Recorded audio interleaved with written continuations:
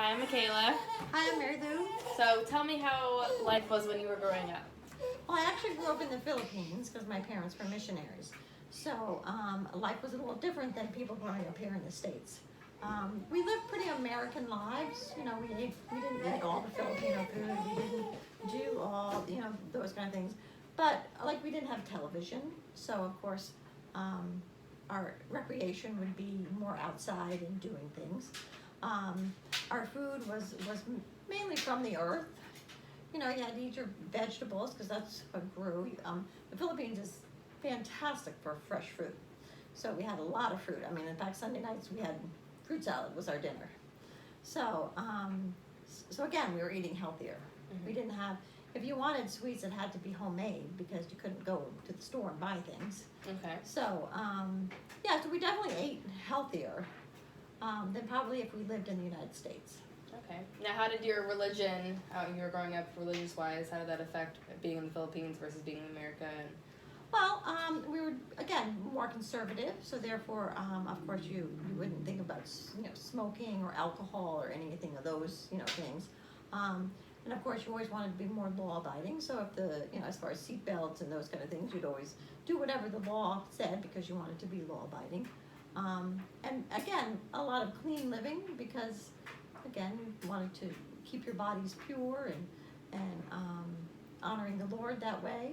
So that had a lot to do with, again, what you kind of ate or didn't eat because you wanted to be pleasing unto the Lord. So again, that, because we lived, even though we lived in the Philippines, we, again, as I said, we were very Americanized. We were associated with a Christian school out there for missionaries' children. So again, there was a lot of kids around because we actually lived on the school campus. Okay. So we did a lot of playing outside. There were a lot of, after supper, you went outside and you played all kinds of games. Had a big game of tag or hide and seek so yeah. And it was basically it was on top of a hill. So okay. we had the whole hill. So we would do a lot of running around. So that was our evening fun. Okay. So now you said that you guys did pretty well in the Philippines compared to some of the other families that might have not been so well off? Yeah, you could basically, because again, we were Americans, we had money from the state, so to speak, your average Filipino was very poor. Mm-hmm. They lived basically in grass huts, especially when I was there back in the 60s. Very rarely would you see most of the people living in houses. I mean, they were the rich, yeah. You had your few elites. But the average Filipino still lived in grass huts. Okay. They did farming. Most of them were farmers. They basically, rice was their main crop, and you would see them, in the rice fields. So it was, again, they were eating off the land as well. They ate a lot of rice. They ate a lot of fish. Okay. That was pretty much their diet. I mean, they would eat rice for breakfast, lunch, and dinner. Okay. So, but again, we ate a little bit more American-wise. We'd have, we'd eat hamburgers and but again, a lot of fruit and vegetables. So. Now, did that change when you came to the States? Like, how did things kind of switch over? Actually, it takes a while to get Americanized, because again, we would have like powdered milk. Mm-hmm. So when you came home and started to drink milk, it was too rich for us. Okay. It was very thick.